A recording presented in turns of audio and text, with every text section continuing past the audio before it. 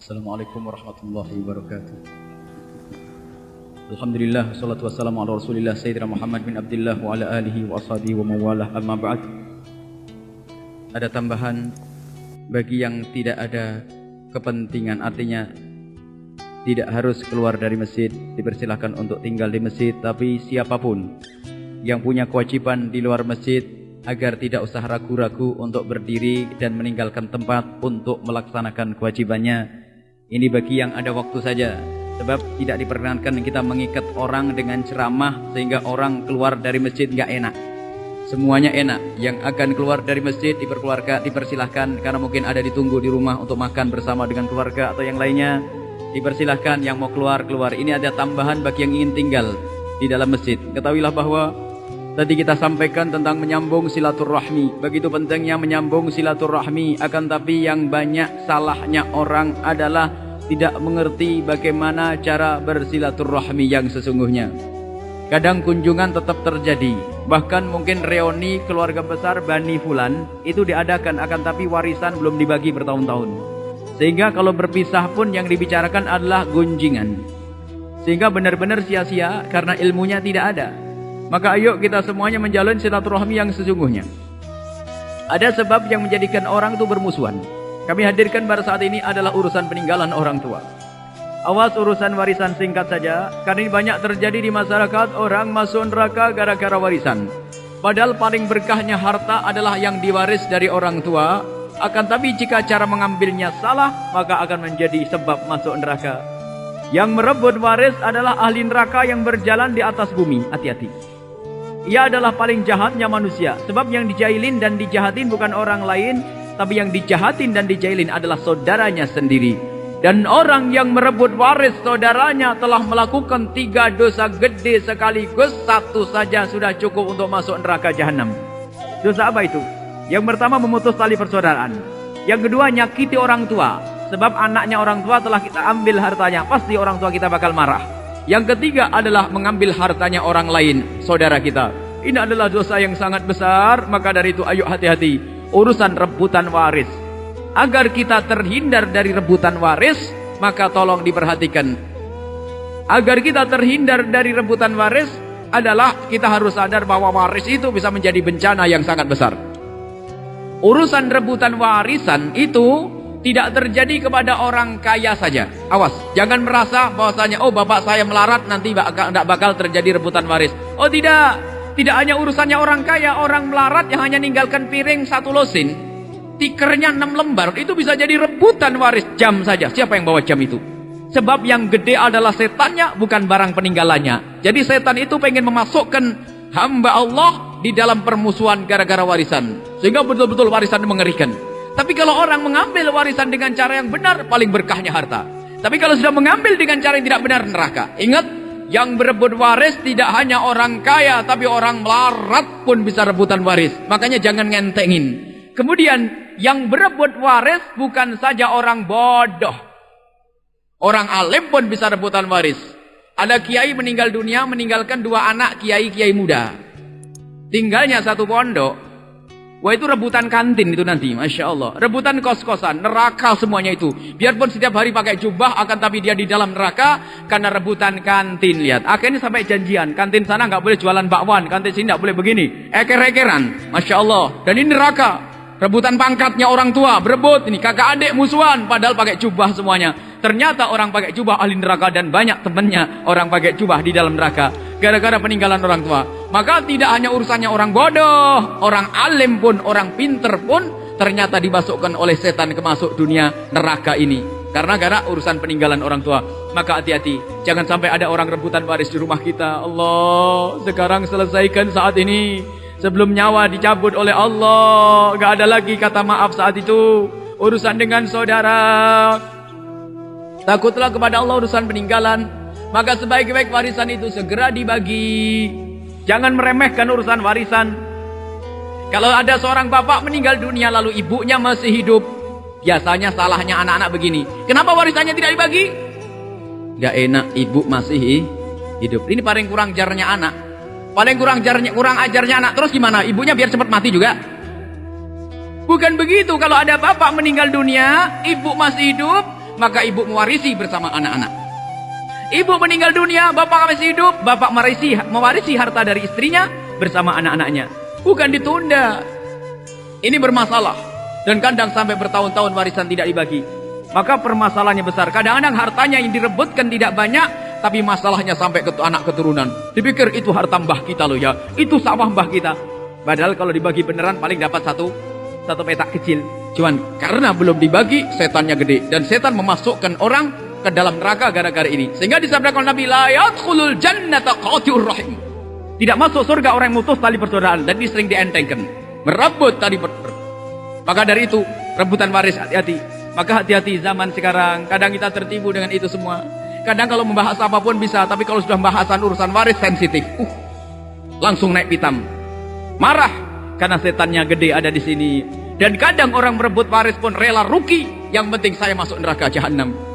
Ada sebuah kisah, ada orang dari atas gunung Majalengka itu kisahnya. Turun ke Cirebon, membawa truk, membawa tukang untuk mengangkat lemari, mengangkat meja. Kata tukang yang cerita, Buya, lemari dan mejanya itu tidak sebanding dengan biaya truk sama tukangnya. Karena lemarinya sudah keropos, kakinya sudah lepas dan sebagainya. Begitulah orang pengen masuk neraka bayar. Gara-gara warisan, na'udzubillah. Maka hati-hati dengan peninggalan orang tua. Para kiai juga harus hati-hati dididik anaknya yang benar. Allah. Hati-hati, kadang anak kita benar, kadang mantunya. Mantunya senang bisnis, akhirnya bisnis pondok, dia buat bisnis pondok. Mantunya mah bener, kadang-kadang besan, nak kamu 10 tahun kok belum punya rumah, nak. Mulai rebutan waris, hati-hati. Maka dari itu dihimbau, dianjurkan warisan itu segera dibagi. Jangan ditunda lama-lama. Warisan segera dibagi setelah 5 hal. Bagi, bahkan kalau perlu mayat belum dikubur, warisan itu dibagi. Seperti Nabi Muhammad belum dikubur, khalifah sudah ditegakkan, biar tidak ribut lagi. Jadi warisan segera dibagi itu sunnah hukumnya. Ini, jangan lupa, jangan dianggap, wah orang belum meninggal kok, orang belum dikubur kok sudah bagi-bagi waris kayak rebutan. Oh bukan, ini bukan rebutan. Ini menjelaskan permasalahan syariat. Kadang orang karena kebodohannya tidak punya ilmu, nggak enak nanti. Giliran bapak ibunya sudah meninggal agak lama, mulai kepentingan, anaknya kuliah, tagihan, sudah segala macam, mulai kejahatan nih. Maka hati-hati urusan waris. Kalaupun harus ada yang dolim, jangan sampai kita berbuat dolim. Jangan sampai berbuat dolim, neraka. Rebutan waris. Rebutan waris, maka segera warisan itu dibagi. Didudukkan permasalahannya. Kalau perlu mayat belum dikubur, sudah dibagi warisan. Ini yang jarang diperdengarkan oleh para ustadz sekalipun. Sehingga orang pada nggak ngerti. Padahal sebelum mayat dikubur pun kalau bisa warisan sudah dibagi. Maksudnya disegerakan. Kadang yang sudah duduk di rumah pusaka, rumah lama itu keenaan. Giliran ditanya emosi. Oh rumah begini saja ditanyain. Dia sendiri juga senang padahal. Maka ini harus dihadirkan bahwa jangan sampai ada di antara kita rebutan warisan. Maka rebutan waris harus segera dibagi setelah 5 hal. Tolong ini 5 hal. Jangan buru-buru membagi waris kecuali 5 hal dilakukan. Yang pertama, utangnya kepada Allah. Kalau bapak ibu kita punya utang kepada Allah, tolong bayarin dulu. Misalnya dulu pernah kaya, belum haji, potongkan untuk haji. Kalau orang tua kita pernah punya nazar atau punya kafarah yang harus dibayar, karena sakit tidak bisa puasa Ramadan, ambilkan fidyahnya. Kalau orang tua kita punya hutang kepada Allah, potongkan dulu dari harta warisannya. Yang kedua adalah hutang kepada Allah, hutang kepada manusia. Jangan anak-anak langsung berebut. Ayo dibagi warisnya. Kenapa? Sebelum ditagih. Ini anak durhaka lagi ini.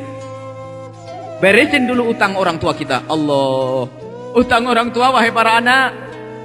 Jangan malah lari, kasihan orang tua kita. Nabi SAW suatu ketika pernah ada orang punya hutang. Nabi Muhammad tidak mau menyolatinya. Karena Nabi Muhammad tidak mau menyolatinya, sahabat Nabi tergerak. Kenapa ya Rasulullah? Karena dia punya hutang. Ya Rasulullah, biar saya yang bayari, tapi solati ya Rasulullah. Bayari baru aku solati.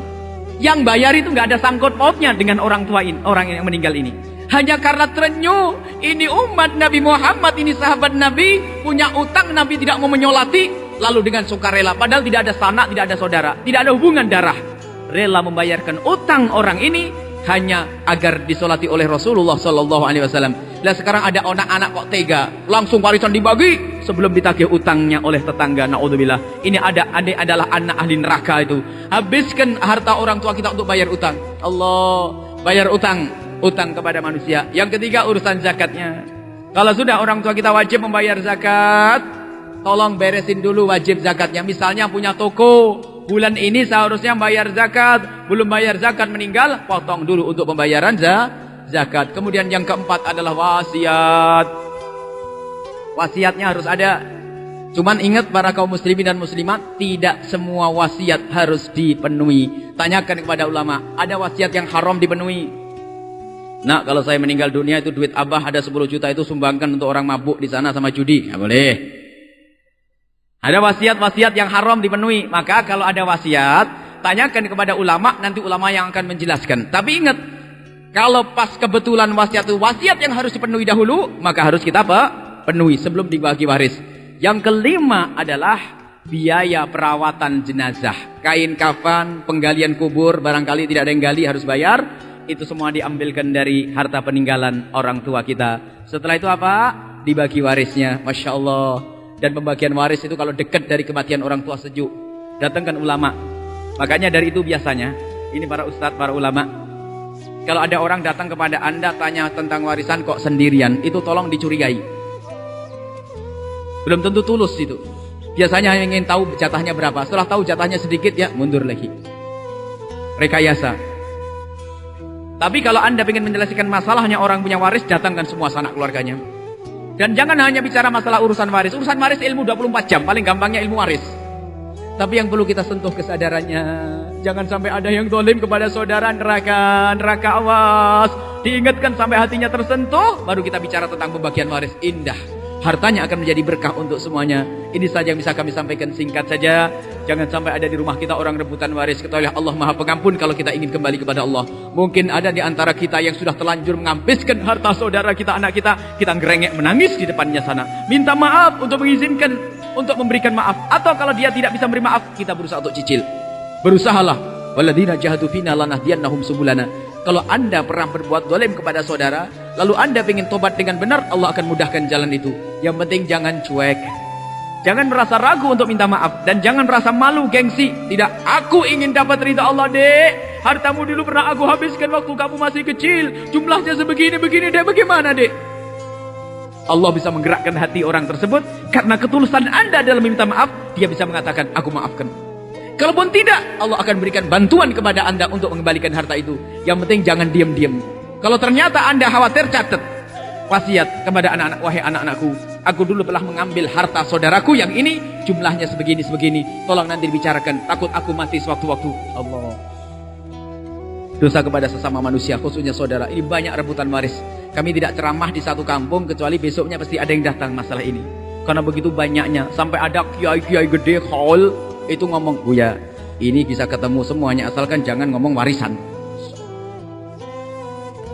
Masya Allah. Sama kiai-kiai muda sama naik kere-keran kantin. Anak kita mungkin baik, wahai kaum muslimin. Kalau sudah warisan ditunda bisa bermasalah karena mantu, karena besan, karena bisikan sama teman, bisnis yuk, bisnis yuk. Akhirnya tidak mau tahu. Atau keinginan yang bermacam-macam, harus ngambil barang ini, ngambil itu, harus membayar, kena tagihan, bingung, akhirnya rebut waris saudaranya. Na'udzubillah, ini saya yang bisa kami sampaikan. Hati-hati dengan peninggalan orang tua, baik peninggalan harta atau peninggalan makom. Makom itu pangkat, kekiaian itu. Wah, ini bisa bikin rebutan. Dan ternyata kalau kita lacak, kata Imam Ghazali, paling banyak di dunia ini rebutan. Antara adik dengan adik, saudara dengan saudara. Rebutan makom bapaknya, pengen jadi wali, pengen makom, musibah. Ini neraka pakai jubah. Hati-hati. Makanya semuanya koreksi diri sendiri. Tidak boleh hanya koreksi ke orang. Hei yang punya duit banyak, kaya raya, lihat dari mana hartamu. Hei yang punya pesantren, kau pikirkan tentang keadaanmu. Hei yang melarat, jangan merasa lengah. Jangan lengah. Sudah melarat bisa saja masuk neraka gara-gara rebutan panci. Allahu Akbar. Ini saja. Dan semua harta warisan itu yang ada di rumah orang tua kita, jika belum dibagi secara benar, satu pulpen itu pun namanya lengkap ahli warisnya. Jadi kalau kita nyopet satu, neraka. Cuman biasanya yang dibagi itu adalah barang-barang besar saja, rumahnya, tanahnya. Ada pun masalah gelas dan piring, biasanya saling merelakan. Siapa yang belum punya piring? Ambil ya, setuju. Gelas.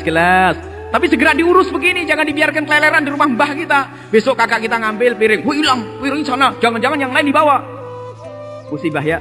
Ternyata warisan ini luar biasa. Kita hubungkan dengan masalah silaturahmi tersebut. Jangan sampai silaturahmi kita silaturahmi palsu. Ini saja, semoga Allah menjauhkan kita dari berebut waris, dan semoga Allah menjadikan harta orang tua kita menjadi berkah untuk kita, dan harta kita berkah untuk anak-anak kita, dan semoga Allah menjauhkan anak-anak kita dari berebut waris, dan semoga Allah memuliakan kita di dunia dan di akhirat. Semoga Allah menjadikan kita hamba yang saling mencintai karena Allah Subhanahu wa taala, dan semoga Allah mendekatkan kepada kita orang-orang soleh, dan semoga Allah mengirim kepada kita guru-guru yang soleh, dan semoga Allah mengirim kepada kita orang-orang yang mulia yang menjadikan sebab kemuliaan kita di dunia dan di akhirat. Allahumma ya Rabbana atina fid dunya hasanah wa fil akhirati hasanah wa qina adzabannar wa sallallahu ala sayyidina Muhammadin wa ala alihi wa sahbihi wasallam walhamdulillahirabbil alamin. Al-Fatihah.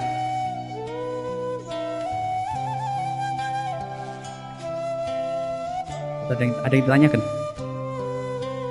Dua masalah, dua pertanyaan saja, maka silakan dua saja. Waalaikumsalam warahmatullahi wabarakatuh. Insyaallah. Ya, astagfirullah.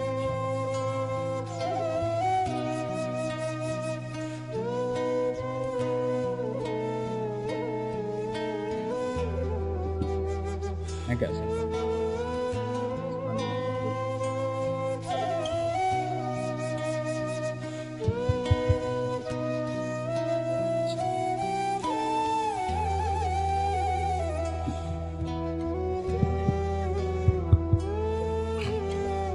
Ada dua keluarga yang punya masalah waris. Yang pertama itu punya istri tapi janda dapat duda. Janda dapat duda ini yang janda meninggal.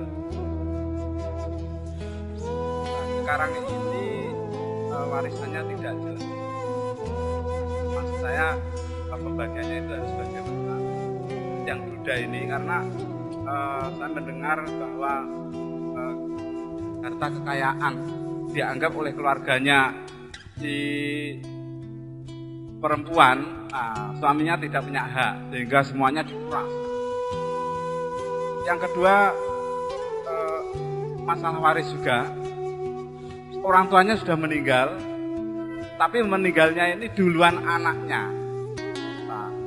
Karena adat itu kalau anaknya meninggal duluan, orang tuanya baru meninggal, lah si keluarga yang meninggal duluan anaknya ini tidak mendapatkan waris, sehingga keluarganya hanya memberikan seikhlasnya begitu. Terus yang ketiga, harapan saya Buya Yahya buka pengajian rutin di sini di Tulungagung, atau mungkin buka pondok di Tulungagung. Terima kasih. Assalamualaikum warahmatullahi wabarakatuh. Mic-nya itu minta teknisinya. Yang mic.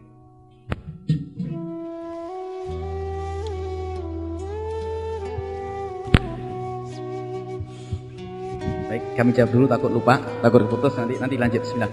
Yang pertama adalah jika ada seorang duda menikah dengan janda, sama-sama membawa anak. Kemudian janda itu meninggal dunia, maka yang mewarisi dari janda itu adalah suaminya dan anak-anaknya janda. Anaknya duda tidak mewarisi daripada sang ibu, karena tidak ada hubungannya antara anaknya duda dengan ibunya, kecuali hubungan mahram karena bapaknya menikah. Tidak ada mewarisi. Jadi janda meninggal dunia, yang mewarisi hartanya janda tersebut adalah anak-anaknya janda plus suaminya, karena dia punya anak, suaminya mendapatkan seperempat daripada hartanya sang janda. Kemudian sisanya diberikan kepada anaknya jika itu adalah ada laki dan perempuannya, ada lakinya. Jadi anak-anaknya duda tidak mewarisi dari sang janda, dan ini harus dijelaskan. Dan itu biasa rebutan itu karena memang jauhnya dari ulama. Makanya kalau bisa para ulama itu di saat ada orang meninggal dunia langsung ceramahnya masalah begini. Dan itu ada pengaruhnya betul. Kita selama ini kalau ada orang meninggal dunia saya akan bicara masalah ini sebelum ada yang terluka. Sebab kalau sudah ada yang tersinggung itu susah dibenahi. Jadi sebelum mereka tersinggung, kita biar bahas masalah ini sehingga sama-sama hati-hati. Kalau orang meninggal, kita ceramah bukan masalah saksikan iman ahli surga, ini orang baik-baik. Ya, itu akan, tapi lebih dari itu kita himbau pada sanak keluarga untuk tidak berebut masalah ahli waris, masalah warisan, dan yang tidak berhak nerima pun tidak berhak nerima. Ini jelas seperti itu. Kemudian yang kedua adalah jika ada orang Anaknya meninggal dulu. Yang meninggal dunia diwarisi bukan mewarisi. Kalau saya punya anak, kalau saya punya abah, kalau saya meninggal dulu dari abah saya, maka abah saya mewarisi harta saya. Karena saya meninggal duluan. Maka anak yang paling kurang ajar itu bapaknya hidup tiba-tiba datang kepada abahnya, "Bah, jatah warisan saya mana?" Itu anak kurang ajar. Memangnya bapaknya harus mati duluan. Ini kadang-kadang ada anak datang kepada orang tuanya dan minta apa? Minta jatah warisan, naudzubillah. Jadi warisan itu akan diwaris oleh orang yang hidup dari orang yang meninggal. Jadi kalau bapaknya hidup, anaknya meninggal dunia, bapaknya mewarisi. Seperti itu.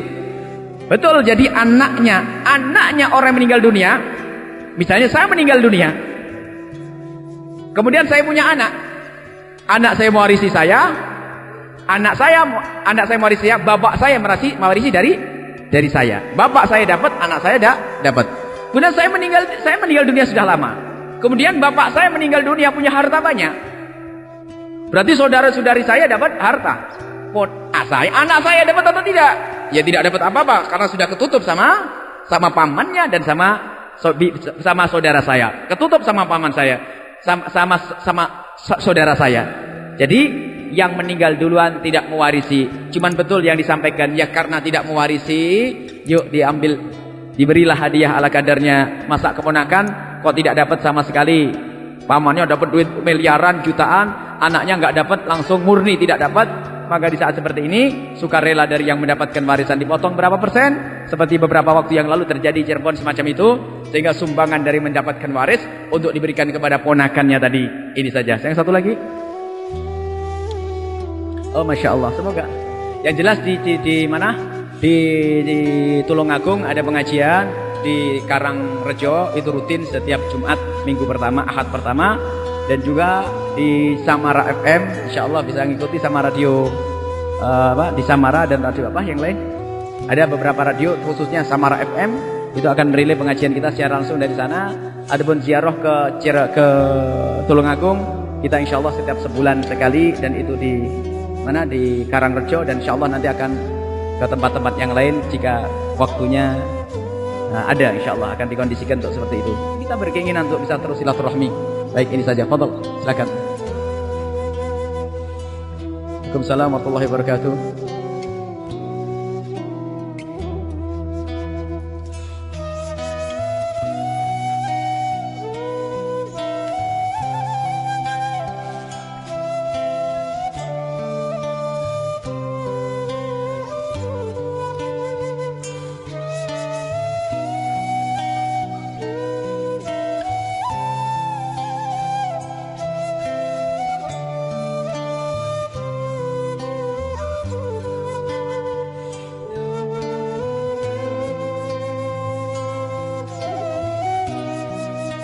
Waalaikumsalam warahmatullahi wabarakatuh. Yang pertama kita bahas masalah pinjam meminjamnya dahulu, kemudian yang kedua masalah asuransi. Baik, kita akan berbicara seandainya, terlepas dari model banknya kayak apa. Kami harus berandai-andai yang islami semuanya. Pinjam ke bank Islam syariat dengan cara peminjaman yang benar. Sebab di dalam dunia bank syariat, peminjaman itu ada peminjaman yang benar. Ada Gorot Hasan, memang ada peminjaman murni, ada lagi nanti peminjaman untuk usaha. Itu ada macam-macam. Yang jelas anggap saja pinjamnya adalah dengan peminjaman secara syar'i di bank syariah. Maka hutang bank karena pinjam, hutangnya harus dibayar. Ini terlepas dari bank-bank yang lain ya, kita hanya bicara tentang bank syariat. Kalau nanti bicara bank yang lain ada bahasan lagi. Jadi peminjamannya, maka hutang harus dibayar. Cuman karena kita masuk asuransi, lagi-lagi asuransi pun harus berandai-andai asuransi yang islami. Sebab asuransi bisa diislamkan. Ada beberapa bank Baitul Mawal Tamwil, kalau ternyata di sini ada beberapa orang yang siap menangani, ada bank syariat kecil-kecilan tapi sudah gede, sudah ada beberapa cabang di Nusantara ini. Ya kebetulan kami adalah mustasyarnya. Jadi kita rombak yang tidak syar'i, kita rombak, sudah ada di Cirebon, sudah berkembang di mana-mana. Kalaupun akan diadakan di Tulungagung, barangkali ada orang-orang yang siap untuk itu, nanti bisa diluncurkan di sini. Ada bank syariat, ini bank Baitul Mawal Tamwil, akan tapi dikelola dari nol ini. Sekarang sudah besar juga di Cirebon. Nah, di situ termasuk asuransinya kita Islamkan. Selama ini ada orang membayar tidak tahu untuk apa, maka itu tidak syar'i. Maka syar'inya adalah infak yang sudah disepakati. Yang bergabung dengan bank syariat ini hendaknya memberikan sedekah yang rutin per bulannya berapa bagi yang mampu. Kemudian dari pihak yang sudah bergabung ini, nanti dengan perjanjian tertentu, kalau mendapatkan musibah, maka dari pihak pengusaha, atau pihak perusahaan, atau pihak bank, itu akan memberikan santunan, angkanya sudah ditentukan. Misalnya ini pihak yayasan, pihak bank, pihak asuransi Islam. Karena Anda sudah bergabung dengan kami, di dalam perjanjian apa? Anda membayar setiap bulan sedekah. Berupa uang 100.000 misalnya. Kalau Anda meninggal sewaktu-waktu, nanti bagi kami itu namanya ada hibah bitaklik itu ada. Memberikan sesuatu digantungkan dengan sesuatu. Kalau Anda meninggal sewaktu-waktu, nanti urusan rumah ente saya yang bayarin. Ternyata Anda meninggal dunia, maka dari pihak bank wajib membayari itu sesuai dengan perjanjiannya. Itu adalah yang sudah disyariatkan. Karena sudah dibayar oleh bank, maka anak-anaknya tidak usah membayarinya. Cuman yang harus dibenarkan adalah syar'i semua atau tidak. Nah, itu permasalahannya. Kalau mau disyariatkan sederhana. Dan sebenarnya ada di Samara FM nanti terus ada kajian syariat ekonomi syariah itu mengarah kepada yang demikian itu. Semuanya mulai dari gade yang benar, pinjam meminjam yang benar, riba itu macam-macam.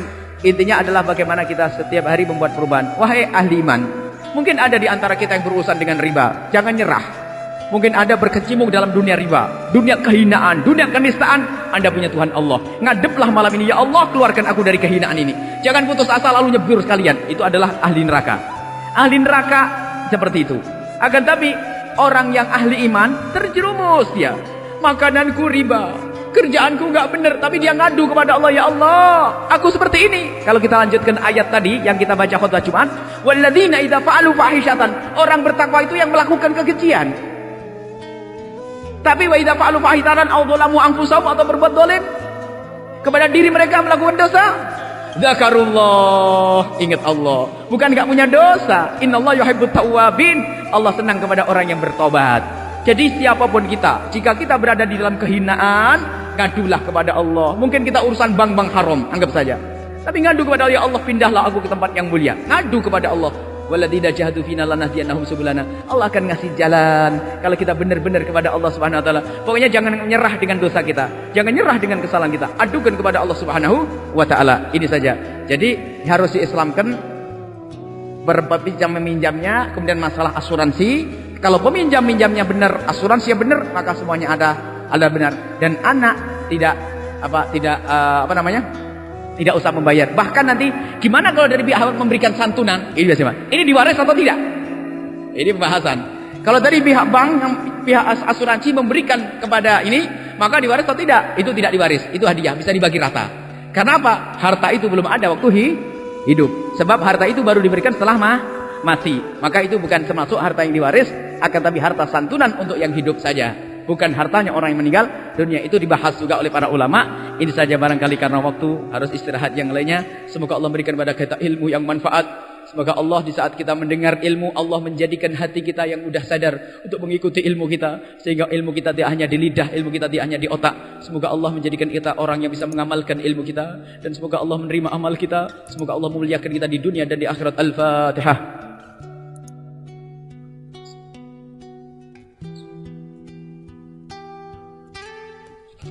Terima kasih. Samara FM 96,2 FM. Insyaallah banyak pengajian kita di situ, dan BBS TV. Dan jangan lupa nanti ada pertemuan di rumahnya Al Habib Muhammad Asgaf, dan juga di Romo Yekathir di Mangunsari. Insyaallah ada pertemuan yang akan datang. Semoga dari pertemuan-pertemuan kita semakin baik. Ini saja. Mohon maaf, mohon doa selalu. Wabillahi taufiq wal hidayah. Assalamualaikum warahmatullahi wabarakatuh.